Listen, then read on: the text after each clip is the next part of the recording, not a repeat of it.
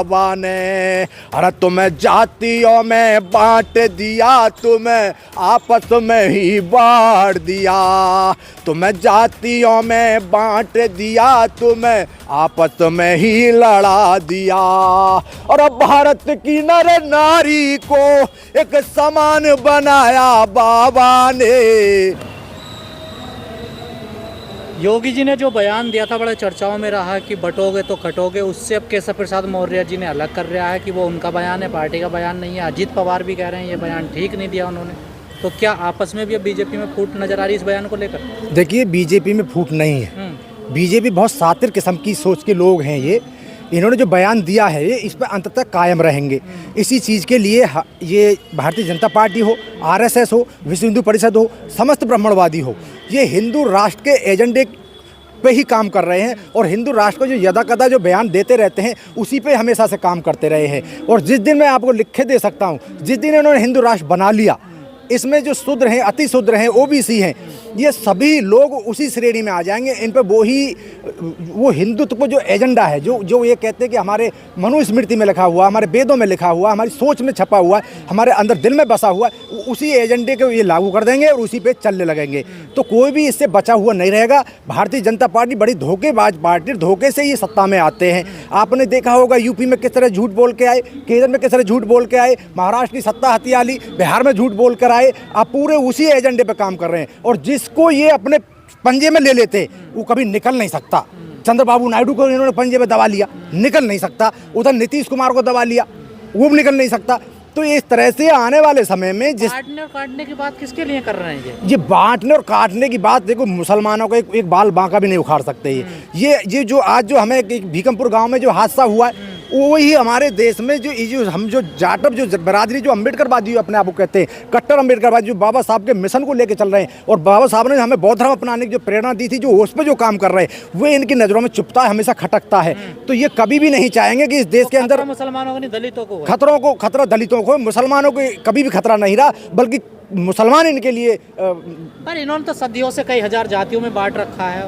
इनकी यही तो इनकी कामयाबी को राज है। यहाँ पे जब ये आए थे, इस समय मुश्किल से 1-2% लोग आए थे। यहाँ पर आके इन्होंने इतना विस्तार इतनी तेज़ी से किया, लोगों को अगर आपस में नहीं बांटते तो शायद ये सत्ता में नहीं होते। हज़ारों साल की कोशिश के बाद इन्होंने यहाँ तक ये पहुँचे। और मैं यहाँ पहुँचने के बाद अब आने वाले समय की आप कल्पना कर सकते हैं कि किसी को भी शिक्षा नहीं मिलेगी, आपको धक्का मार कर निकाल दिया जाएगा, कहीं आपको खड़ा नहीं होने दिया जाएगा। आपको मान सम्मान जो आज़ादी के बाद, संविधान के बनने के बाद, लागू होने के बाद जो आपको सम्मान मिला है ना, वो सब खत्म करने पे ये लगे, उनको खत्म कर भी देंगे अगर यदि नहीं जागे तो। जिस तरह से अंधविश्वास पाखंडवाद में डूबे हुए हैं और उनके जो कावड़ ला रहे हैं, नवरात्रे मना रहे हैं, और जितने भी अंधविश्वास पाखंडवाद में जो डूबे हुए हैं, वो इनके अंत का कारण यही बनेगा। और ये बहुत जल्दी ये इस दिन आने भी वाला है, आप देखते रहिए। प्रधानमंत्री जी का भी कहते हैं आपका मंगलसूत्र ले जाएंगे, भैंस छीन लेंगे। आप कह रहे हैं आपकी बेटी में, रोटी में और माटी पे खतरा है। देखिए इनकी जो जी, देखिए प्रधानमंत्री नहीं है, वो प्रचार मंत्री हैं, वो आरएसएस से निकल के आए हैं। उन्होंने उसको जिस सोच के साथ बैठा है वो ही बयान देते रहते हैं। और याद रखना, जो ये आरोप दूसरों पर लगाते हैं ना, वो ही इनकी सोच में छुपा हुआ है। ये वो ही बात आगे दूसरों पे आरोप लगा के चलते हैं और इनकी जो सोच है उसी पे एजेंडे पे काम करते रहते हैं, बयान भी देते रहते, सबको जगाते हुए सचेत भी करते रहते हैं। लेकिन अंधविश्वास पाखंडवाद जो इनके अंदर गुलामी जो बसी हुई है, वो उसी के कारण वो मुंह नहीं खोल पाते और विरोध नहीं कर पाते। हम ही तो एक ऐसी कौम है जो हमेशा इनसे लड़ते रहे हैं। आज हम पे जो अत्याचार हो रहे हैं, हमारे खिलाफ जो हमेशा हर जगह जहाँ भी षड्यंत्र हो रहा, हमारी प्रति षड्यंत्र हो रहा है, तो हमें नहीं मालूम है अगर इस कौम को नहीं दबाया तो हम अपने मिशन में कामयाब नहीं होंगे।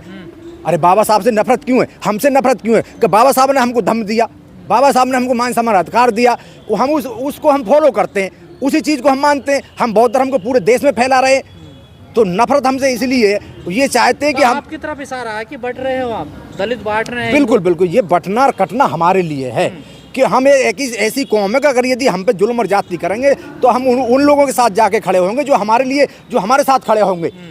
खतरा हमसे, मुसलमान तो कभी इनके थे ना होंगे, वो हमेशा इनके विरोध में ही रहेंगे। उनके खून में गुलामी नहीं लिखी, गुलामी हमारे खून में लिखी हुई है। लेकिन बिल्कुल, हमें जिसको हजारों साल तक गुलाम बना कर रखा गया हो तो उनके खून में गुलामी तो ही है। आज मुट्ठी भर लोग बाबा साहब के मिशन के लिए लड़ाई लड़ रहे हैं, कौन लड़ रहा बताइए? सभी तो जो आप अभी किसी भी गांव में, किसी भी घर में, किसी भी प्रोग्राम में, किसी भी शादी में जाके देख लीजिए, सब उसी एजेंडे पे चल रहे हैं जो मनुवादियों ने बना के दिया हुआ है। कोई भी बाबा साहब को नहीं मान रहा है, जान सब रहे हैं लेकिन मानने को राजी नहीं है। तो नतीजा हमारी गुलामी के दिन बहुत ज्यादा दूर नहीं है। डरे हुए हैं दलित भी, इसी को कहते हैं मानसिक गुलामी। जिसके शरीर में, जिसके रग रगों में, खून में गुलामी बस गई हो, उन्हें कभी भी आज़ादी का स्वाद नहीं पता। उनको जब तक उन्हें आज़ादी की चीज़ का स्वाद ही पता नहीं होगा तो उसके लिए संघर्ष क्या करेगा, उसको प्राप्त करने की कोशिश ही क्या करेगा। तो गुलाम है, ये गुलामी सोच रहेगी।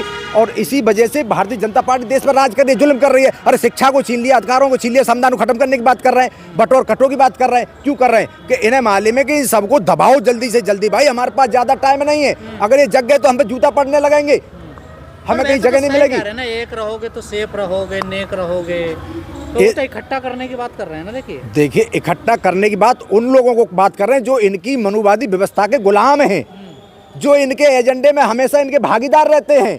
जहां भी देखोगे ओबीसी कौम में, जो शूद्र कहता हूं मैं, ओबीसी जो शूद्र है, हम तो गुलाम हैं, हम तो दलित हैं, हम तो अछूत हैं।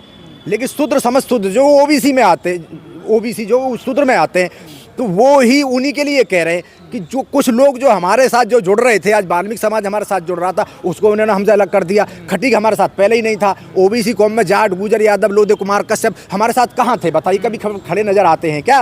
कहीं भी जुल्म होता है वो हमेशा हमारे खिलाफ ही नजर रहते हैं। कोई भी हमारे खिलाफ कहीं भी एक्शन हो रहा है, कहीं भी अपराध हो रहा है, कहीं भी किसी तरह का अत्याचार हो रहा है, वो हमेशा हमारे खिलाफ ही रहते हैं। कभी कोई हमारे खिलाफ कोई कहीं घटना घट रही, कोई बोलता नहीं है, मुंह नहीं खोलता। अगर इसी को हम गुलामी कहते हैं। आप तो राजनीतिक रूप से आप लोगों की पार्टियां तो कमजोर हो गई ना। देखिए अब क्या कर सकती जनता। देखिए मैं समाज के बीच में आपके लोगों के माध्यम से कभी मैं अपनी बात रख देता हूं, तो ये हमारे समाज के जो लोग हैं इतने वो भी हो चुके हैं कि इनके किसी की सुनना नहीं चाहते। आज चंद्रशेखर हो या बहन जी हो, इन्होंने समाज को बांट के हमको पॉलिटिकल लेवल पर ख़त्म कर दिया है। अगर हम सड़क पर कितना भी हम हा हुल्ला कर लें, कितनी भी लड़ाई लड़ रहे हैं, उसको कोई मायने नहीं होते। पुलिस आपको डंडा मार कभी भी ठिकाने लगा देगी, कभी भी आपको जेल के अंदर ठूंस देगी। आपकी पॉलिटिकल ताकत जब भी ताकत मानी जाएगी जब आप सांसद में, विधानसभाओं में, और जब तक आपकी मजबूती नहीं होगी, असली ताकत वो होती है, आवाज़ वहाँ से उठती है। पर आबादी में तो सबसे ज़्यादा आप ही है ना। देखिए कमज़ोरों की आबादी होती है, भेड़ बकरियों की आबादी होती है। जंगलों में जाके देखिए, शिकार करने वाली जो जीव हैं वो गिने चुने हैं। शेर हो गए, चीता हो गए, जितने भी हैं, या लगड़ बग्गा हाइना हो गए, यही तो शिकारी हैं और बाकी तो सब शिकार हैं। तो हम शिकार हैं, दलित शिकार, बिल्कुल शिकार हैं। हर जगह उन्हीं को शिकार बनाया जाता है। उन्होंने लड़ना सीखा ही नहीं है। ये जो आए दिन दलितों पे अत्याचार हो रहे हैं, कभी कोई गोली मार देता, कभी कोई कुछ कर देता, कभी कोई कुर्सी से उतार देता है, तो क्या देश में कानून का राज नहीं है, संविधान नहीं है? देखिए जिस समय भारतीय जनता पार्टी 2014 में सत्ता में आई थी, देश के अधिकार और संविधान सब ताक पर रख दिए गए थे और मनुवादियों को खुली छूट दे दी गई थी। दबाओ, इनको कितना दबा सकते हो, तो उनको दबाया जा रहा है। जहाँ भी उनके समाज में एक आवाज़ उठाने वाला मिशन का अम्बेडकरवादी होता है ना, उसको हमेशा ठिकाने लगा दिया जाता है, उसको हमेशा दबाया जाता है, या तो दब जाए, अगर नहीं दबता तो उसको ठिकाने लगा दिया जाता है। तो ये जो भारतीय जनता पार्टी की सोच है वो हमेशा उसी एजेंडे पर आज काम कर रहे हैं। और आने वाले समय में ये हमारे लिए और हमारे समाज के लिए, हमारे अधिकारों के लिए, हमारे मान सम्मान, हमारी शिक्षा के लिए बहुत अच्छा कदम नहीं है, बहुत अच्छी सोच नहीं है। हमको जागना पड़ेगा। और मुझे तो ऐसा लगता नहीं कि लोग जाग जाएंगे, क्योंकि हम पॉलिटिकल लेवल बांट दिया गया है हमको। बहन जी निष्क्रिय हो चुकी हैं, चंद्रशेखर सड़क पर अधूरी लड़ाई लड़ रहे हैं। तो क्या इसको हम लड़ाई कहेंगे? जब तक हम एक मंच पे नहीं आएंगे, एक संगठन में नहीं होंगे, जब तक हमारा पहला जैसा रुतबा कायम नहीं होगा, तब तक हमारे अधिकारों की रक्षा नहीं हो सकती। चिल्लाने से कभी कोई आपकी मांग पूरी नहीं होगी। चिल्लाने से आपको कोई अधिकार आपका नहीं बचने वाला, संविधान नहीं बचने वाला, शिक्षा नहीं बचने वाली। चिल्लाने को कोई मायने नहीं होते। आपकी ताकत होनी चाहिए। संसद में आवाज़ की उठाई जाएगी, जहां हमारा मेन मंच है, पूरे देश की आवाज़ संसद से उठती है। राज्य के अंदर हमारी आवाज़ विधानसभाओं से उठती है। वहाँ तो हमारा आज की डेट में हमारा नेतृत्व खत्म हो चुका है। तो ये हमें जो चंद्रशेखर हो या मायावती हो, मैं तो खुले मन से कहता हूँ, लेकिन मिर्चा जिसको लगे लगती रहो। जब तक इनको एक मंच पर नहीं आएंगे, इनको आना पड़ेगा। या तो हमारे समाज के लोग खुद जाग के इनके लिए आवाज़, इनको जगाने के लिए, इनको साथ लाने के लिए संघर्ष करें, इनको समझाएं बुझाएं। आ जाए तो अच्छा है, अन्य तो समाज का तो बुरा होगा ही होगा। इनका तो कुछ होने वाला है। कुछ लिखा है आपने? जी, मैं हमेशा तो कोई मिशन का मैं कभी रहा हूँ, और जब तक मैं लिखता नहीं तो मेरी जब तक मेरा कोई मिशन पूरा नहीं होता। बाबा साहब ने कहा था कि देखिए, बाबा साहब ने वो कर दिया कि दुनिया में कोई कर नहीं सका, और फिर भी हम आज अपने आप को बाबा साहब के प्रति अपने आप को समर्पित नहीं कर पाते। दुनिया में कोई कर ना सका वो कर दिखलाया बाबा ने। दुनिया में कोई कर ना सका वो कर दिखलाया बाबा ने। अरे जिसको कोई पढ़ न सका वो इतिहास बनाया बाबा ने। दुनिया में कोई कर न सका वो कर दिखलाया बाबा ने। हम मारे मारे फिरते थे सम्मान के लिए लड़ते थे। हम मारे मारे फिरते थे सम्मान के लिए लड़ते थे। नहीं कोई हमको दिला सका वो सम्मान दिलाया बाबा ने। दुनिया में कोई कर न सका वो कर दिखलाया बाबा ने। अरे जिसको कोई पढ़ न सके वो इतिहास बनाया बाबा ने। दुनिया में कोई कर न सका वो कर दिखलाया बाबा ने। अरे तुम्हें जातियों में बांट दिया, तुम्हें आपस में ही बांट दिया। तुम्हें जातियों में बांट दिया, तुम्हें आपस में ही लड़ा दिया। और अब भारत की नर नारी को एक समान बनाया बाबा ने। दुनिया में कोई कर न सका वो कर दिखलाया बाबा ने। जिसको कोई पढ़ न सका वो इतिहास बनाया बाबा ने। अरे भारत जब आजाद हुआ तुम मत समझो आजाद हुआ।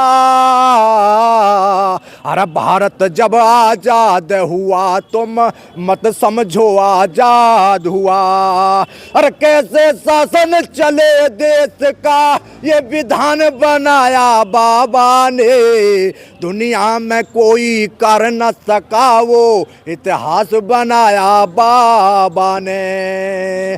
जय भीम, नमो बुद्धा साथियों।